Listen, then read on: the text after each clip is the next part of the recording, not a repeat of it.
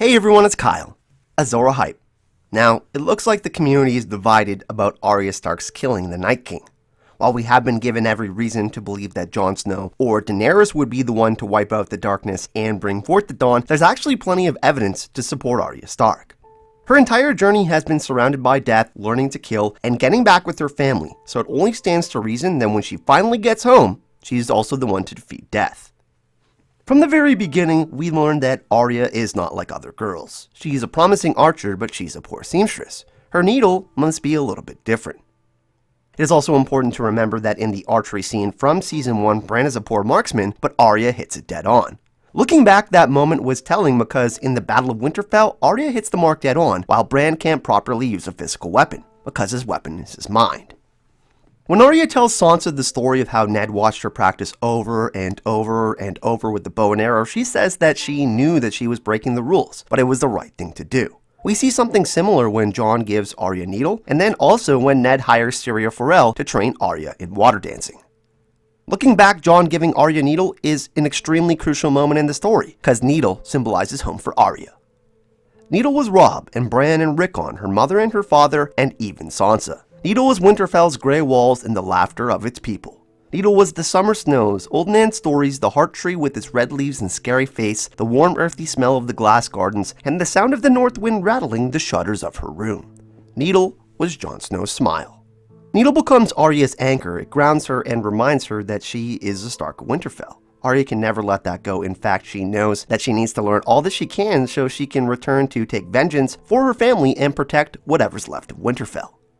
Syrio is Arya's first teacher when it comes to fighting in death, and his method of fencing called water dancing stays with Arya throughout her whole journey. She learns how to move as swift as a deer and quiet as a shadow, and to remain calm as still water when she's fighting. Instead of just seeing with her eyes, Syrio teaches her how to see with all of her senses.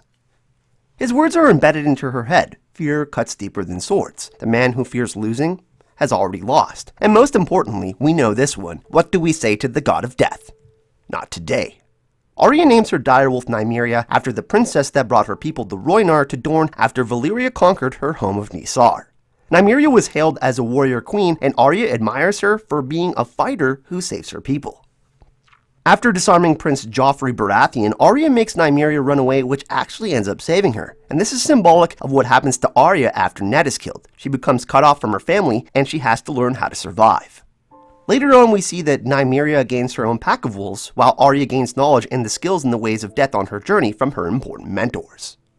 Even before going to the House of Black and White, Arya loses her identity, which is an important part of her journey. With Syrio, her gender doesn't matter, and he tells her that she is a sword. And at one point, Arya is mistaken for a beggar boy by the guards of King's Landing.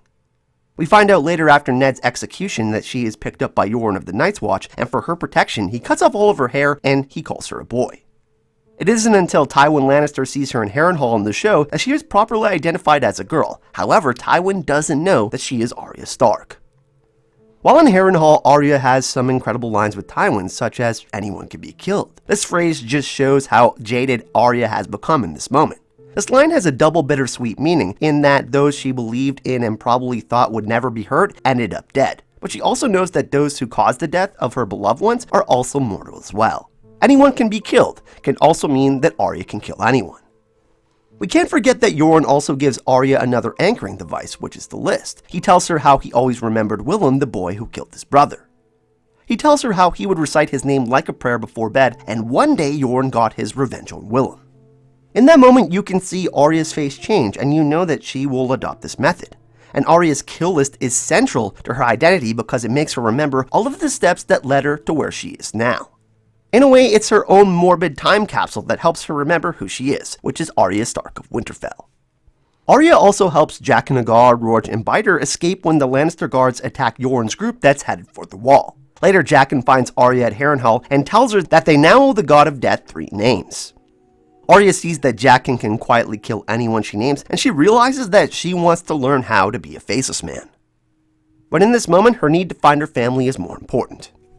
This is when Jaqen gives her the Braavosi coin and teaches the words of Valar Morghulis, meaning all men must die. Arya adds this phrase to her prayer kill list before bed, and we hear her repeat it multiple times throughout the series, thus adding to the theme of death that paves Arya's journey.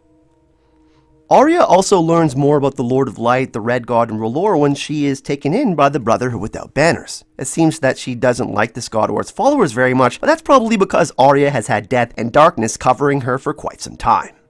It also doesn't help that Melisandre shows up and buys Gendry, the one person Arya can see becoming a new part of her family. When Arya confronts Melisandre for buying Gendry, we hear a prophecy. I see a darkness in you, and in that darkness, eyes staring back at me. Brown eyes, blue eyes, and green eyes. Eyes that you'll shut forever. In that moment, it made sense to think of Arya's darkness as her life so far, and the eyes as those belonging to the people on Arya's kill list. However, we now know that it goes way deeper than that. She's angry at them for selling Gendry, and Arya tells Beric that her one true god is death and that she rejects the Lord of Light. Arya runs away when she learns that instead of bringing her to her mother and brother at Riverrun, the Brotherhood is heading south to fight the Lannisters. This again highlights Arya's two main drives, which are family and revenge. Arya's time with the Hound is one of the most formative pieces of her journey as well. At first, Arya is just a ransom piece for the Hound, but it seems as if death is one step ahead of them at all times. They arrive at the twins just as the Red Wedding is taking place. Arya experiences another moment similar to when she lost Ned, and the Hound has to carry her off while she looks on and sees the body of her oldest brother Robb attached to the head of his direwolf Greywind. This moment adds another name to her kill list, which is Walder Frey. When Arya and the Hound are on their journey, she picks up a few more lessons, particularly the one about giving the gift of mercy. It is about giving someone who is suffering from a grievous injury or illness a humane death. When they come across a dying man on the way to the Vale, Arya tells him, nothing is better or worse than anything, nothing is just nothing. It makes us think in that moment that this is what comes after death, which is nothing. And the Hound bestows him the gift of mercy and shows Arya where to strike, which is very important, and that is the heart. That's where the heart is, Arya. That's how you kill a man.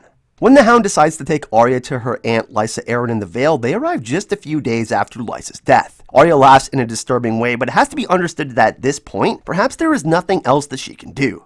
Arya has grown so jaded and so hardened by everything that's happened to her that the fact that another family member has just died just before she can get to them has now become a cruel joke. When Brienne of Tarth meets Arya, she sees her practicing her water dancing, and there's a great connection as they divulge their sword names and discuss their fathers. But that's obviously broken up by the Hound. When Brienne insists on taking Arya to safety, Arya refuses to go.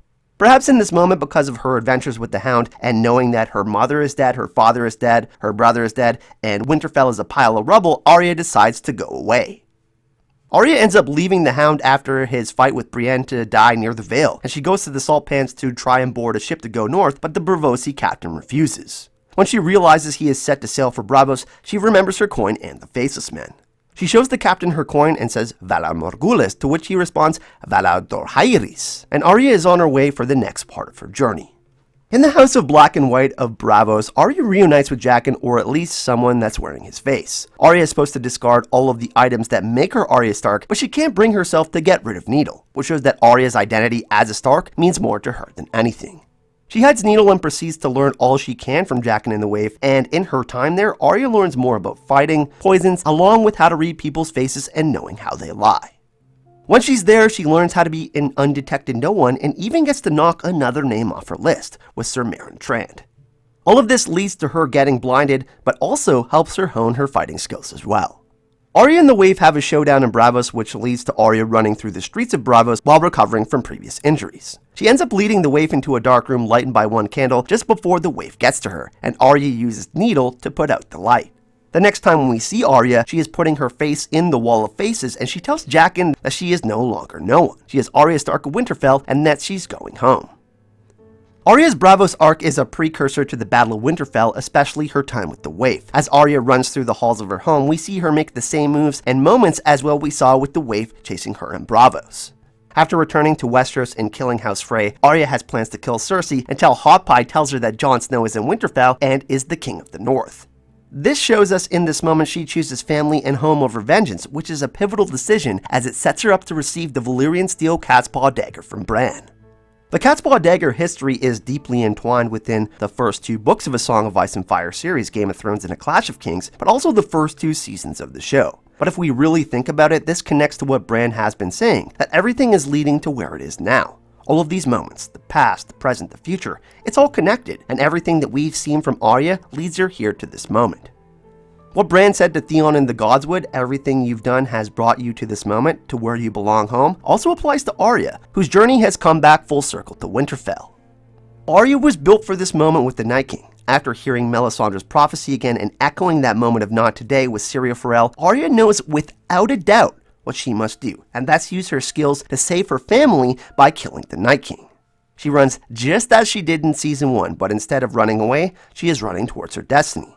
She is as swift as a deer and quiet as a shadow when she runs into the Godswood. The Whites and White Walkers do not notice her because she is an undetectable no one at that moment. When she leaps towards the Night King, she is fearless because she knows fear cuts deeper than swords. Even when he catches her by the neck, she maintains calm as still water because the man who fears losing is already lost. She drops the cat's paw blade to switch hands flawlessly, just as she did with Brienne in the Winterfell courtyard, a move taught to her by no one in Braavos. Finally, she drives the Valyrian steel dagger into the Night King, going back to her very first lesson from Jon Snow. Stick them with the pointy end. This action gives all the Whites the gift of mercy and saves Winterfell from a never-ending long night. The way things happen are unexpected and shocking in many ways because Jon, with all of his interactions with the Night King, seems like the prime candidate to deliver a solution in killing him. But everyone played a role in the events leading to the killing of the Night King, and Jon played a major role in bringing everyone together. The many-faced god, the Seven, the Old Gods, the Drowned God, and the Lord of Light all played roles in this scenario. But perhaps the most interesting is the connection between Arya and Melisandre, which finally has a massive payoff. Ever since their last interaction, I wondered if something was going to happen in the War for Dawn with what Melisandre said, or perhaps even the Valonqar prophecy, to close brown eyes, green eyes, and blue eyes forever. The moment that Arya and Melisandre share is significant because it brings together everything for Arya and the central idea of giving the gift of death. We can go back even further to look at the possible clues to the first encounter between Daenerys and Missandei, where Missandei says, "Valar Morghulis," and Daenerys replies, "Yes, all men must die, but we are not men." This is very interesting because this connects to George R. R. Martin's influence from Lord of the Rings and when Éowyn kills the Witch King. The Witch King states that no man can kill me to Éowyn, but he doesn't know that she is a woman until she takes off her helm. And then she says, "I am no man." I can't help but think there is a connection between no one and no man in this scenario. But let's finish with this point. When Melisandre tells Beric and Thoros that they have someone the Red God needs, she thinks that it's Gendry because of his Kingsblood. But could it have been Arya who is also there right in front of their eyes? We all thought it was Gendry in this situation, but it works out even with Melisandre's misinterpretations. She tells Gendry he will make kings rise and fall, but she tells Arya she will close these eyes forever. Everything was meant to happen for a reason. If we take a deeper look like we did today in this video, we can see that there's much more to the story than one person being the savior. After all, George R. R. Martin did say, if a 12-year-old has to conquer the world, then so be it.